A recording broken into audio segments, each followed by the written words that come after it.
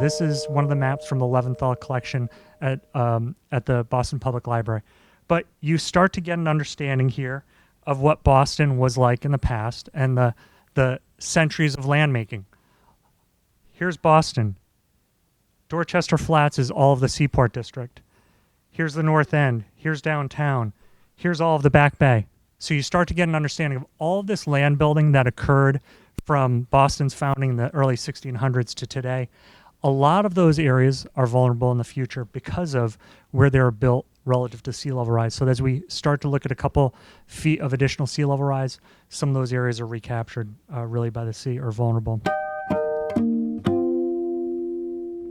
So the goal of Climate Ready Boston is to conduct a citywide assessment of the city's risk to climate change impacts, specifically sea level rise, extreme temperatures, increased precipitation, and coastal storms. This work is building on a number of really important assessments that are allowing us to move quickly to really conduct this assessment and move towards strategies, most notably the Boston Water and Sewer Commission's assessment and the State Department of Transportation Central Artery Vulnerability Assessment. And it is informing a lot of other planning processes going on in the city right now, including Dr. Martin's Resilience Strategy, Go Boston 2030, and Imagine Boston 2030. This is the team. The project is being run out of the city in partnership with the Green Ribbon Commission. Excellent team of consultants working with us, including Jason and Sasaki, and a number of different outreach partners, including the 100 Resilient Cities process, an infrastructure advisory group of city and state partners, utility groups, communications companies, a community focus group in partnership with the 100 Resilient Cities process, and organizations like Boston Harbor Now. So thank you. The trajectory of the project, we started in the fall with a climate projections consensus. This report is now online and has been released through the city, where a team of scientists led by UMass Boston reviewed all the reports and assessments for the city of Boston and the area, and what are the climate projections that the city should be considering in its planning moving forward. And Jason will share with you what those are. We're using those projections and moving into a vulnerability assessment that we are in the weeds of right now, looking at how these impacts will impact the city's neighborhoods and communities, its buildings and its infrastructure systems, and where the city should really be focusing on in addressing policies, programs, outreach campaigns to really advance awareness of this issue and action on it.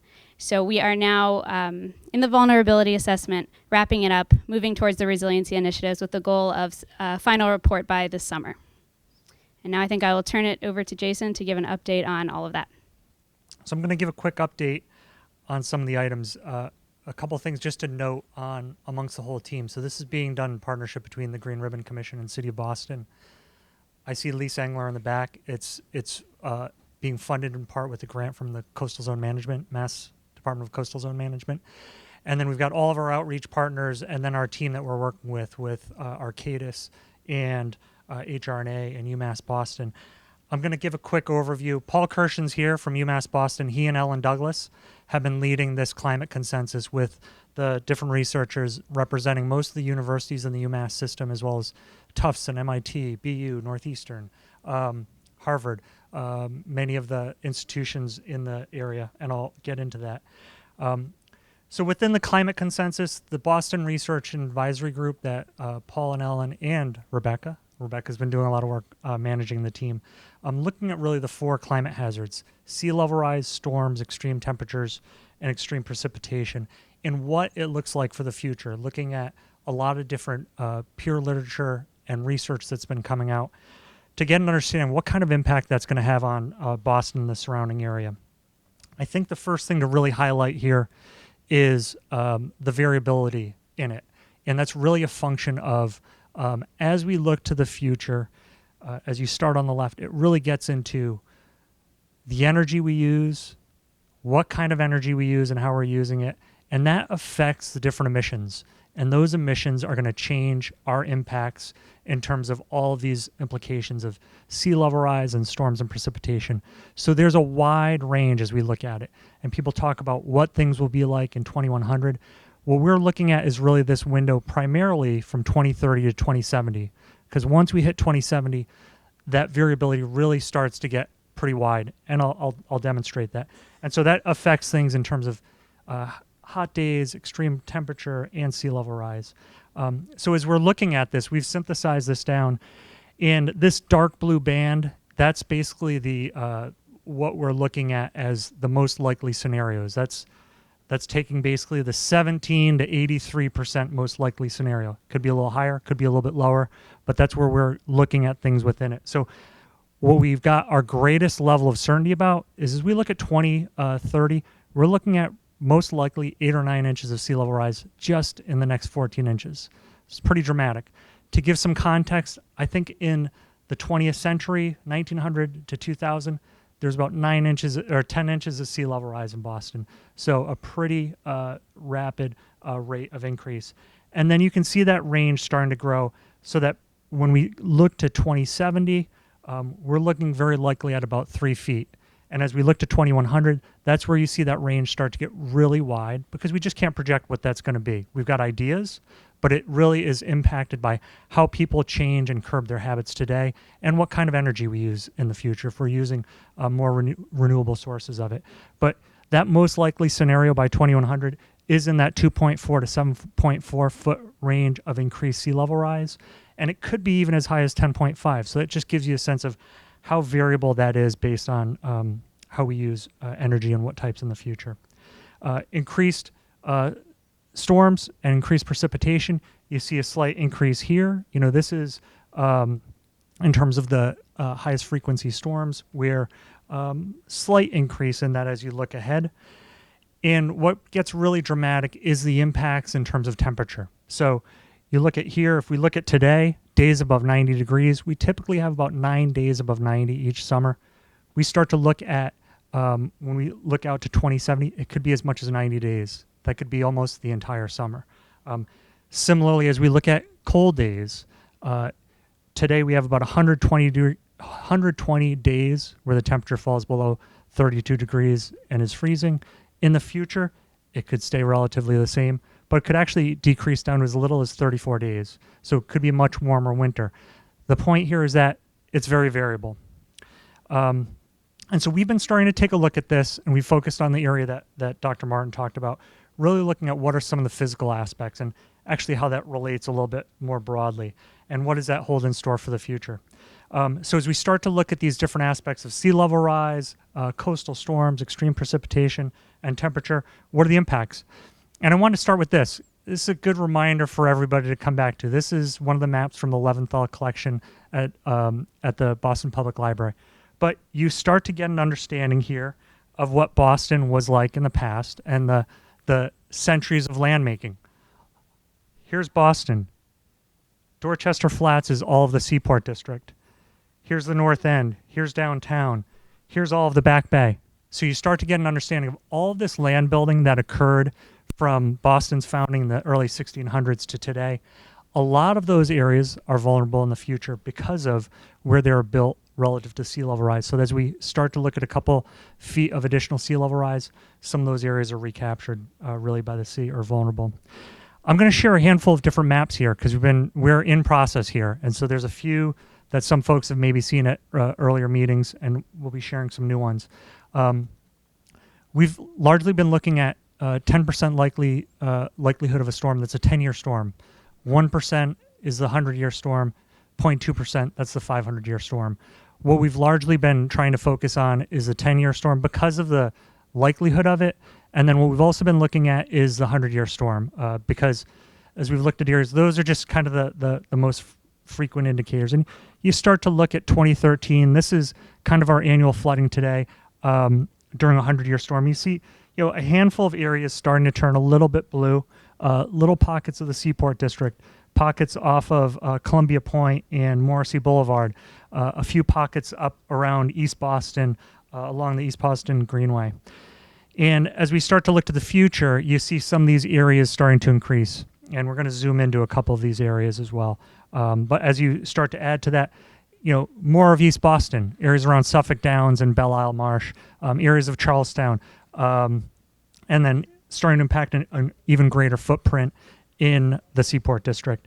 And then as we start to look to about 3 feet of sea level rise. And I think one thing to get into everybody's mind is we've tried to focus on likely scenarios rather than years, because it could be 2060, it could be 2070, it could be 2080. We don't know the exact year. What we're trying to get people to focus on is this is a likely scenario. So when we started looking at 3 feet of sea level rise, you start to see this impact. Parts of Back Bay, and you see areas coming in from Fort Point Channel starting to affect and coming into actually the south end, and much more of Dorchester as well. As we've been working through the process, we've been coordinating with Dr. Martin and the work on 100 Resilient Cities. We've actually been building off of some of the research that she's been doing with 100 RC, and even prior to that with her PhD dissertation, looking at socially vulnerable populations. Here's a snapshot of some of the mapping that we've started to do, looking at census tracts, and we've started to look at the most vulnerable communities in the city, whether it's people of color, looking at low income, children, elderly, people with language barriers, looking at all of those and see how they actually overlap with some of the hazard areas. So you see some of the flooding here, this related to sea level rise. We've also been working with BWSC, and here you see some of the potential future flooding inland. This is urban flooding. So this is actually a tool. We're working with BWSC's model. This is a tool they're using because these are the constant upgrades that they're making. So an important tool. Urban flooding, much more of a chronic issue than as you start to look at sort of the issues of a potential storm in the future or sea level rise. But these are the issues that are being addressed sort of day to day with some of the work that's being done around the city. And then we couple that also with heat islands. So we've been working with, I saw Darcy here, working with Trust for Public Land and their Climate Smart Cities program, starting to look at the mapping that they've done for heat island, looking at 2 things. You know, one, where is it affecting different populations within the city, but how does it affect different people during daytime with daytime heat island, but then also looking at nighttime. So the importance of nighttime heat island is it's not giving people an opportunity to have their bodies cool down at night. So you see different things starting to show up with these pockets. These are showing each color gradient here is about 1.5 degrees warmer than the area next to it. The big takeaway here is it's all going to be warmer in the future. These are just the areas showing up as kind of the pockets of heat island. This is based on 2014 data. This is actual. This is what's occurring now. We use that as a tool as we project ahead. With this, we're looking at a whole host of different initiatives that are some of the different resilience layers that we can start to look at. We're looking at really 4 different scenarios for that, you know, looking at prepared communities, adapting buildings, adapting infrastructure, and then also protected shorelines. So those are the handful that we're starting to look at with the different resilience initiatives as we're working ahead. And I think just to point out before we turn things over for the workshop, I do want to note we do have the website that went live earlier in the spring on Earth Day. So now all of you get to work. We heard from Jason and Maya that there are big challenges that are ahead that will exacerbate some of the things that Atia was talking about. So at the end of today, we hope to have solutions from each table that improve both climate and social resilience for the city of Boston. So how are we going to do this? So we're going to break everybody up into tables. At each table, there are 3 things that you're going to be looking at. The first is a site, which is taken from the Boston Living with Water Design competition. So those are the Prince Building, 100 acres in Fort Point, and Morrissey Boulevard. You'll also be looking at one of the Climate Ready Boston layers that Jason talked about. So those are protected shores, resilient infrastructure, adapted buildings, and prepared communities. And then there are also little cards at your table that incorporate some of the thinking from 100 Resilient Cities and some of the thinking from Climate Ready Boston, and you'll be using those to develop your solutions. So the material from the climate projection consensus, that is up there. It's on the findings page, so you can find it there. That's the work that's been done by the Boston Research and Advisory Group. And then also we'll be updating that with other information on the vulnerability assessment resilience initiatives as we move ahead. You know, that's all live. Here it is, and you can download that. So thank you.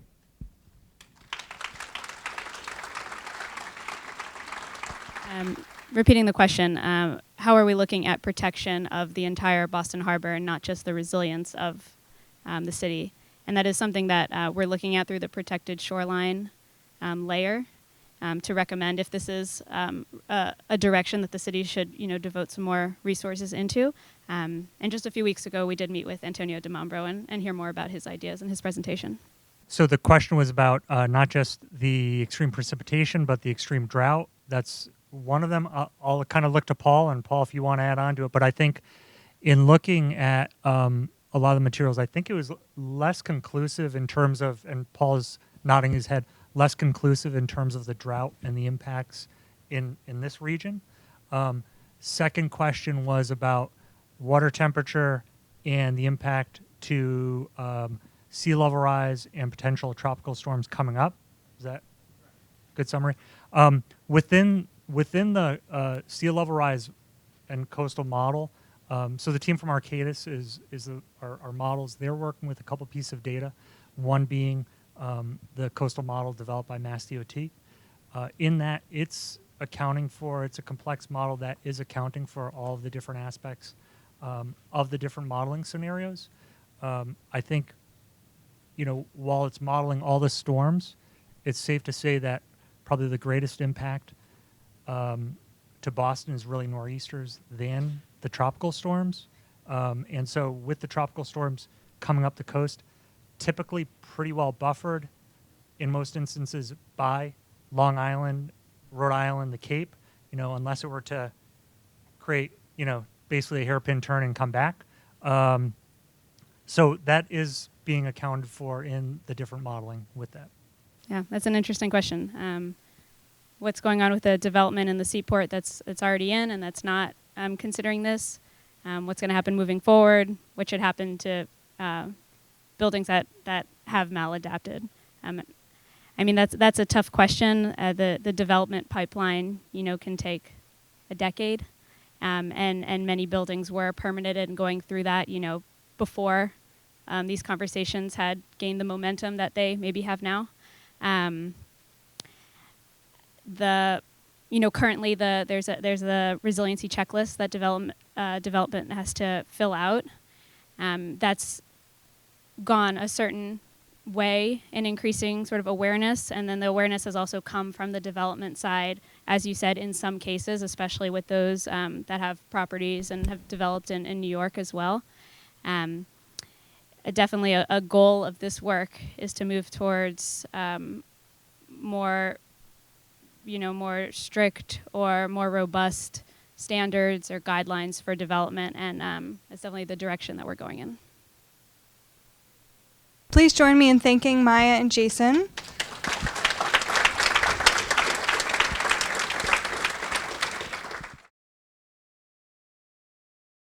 Seattle was the first city in the nation to implement this kind of anti-racism initiative, and we remain a national leader in this growing movement.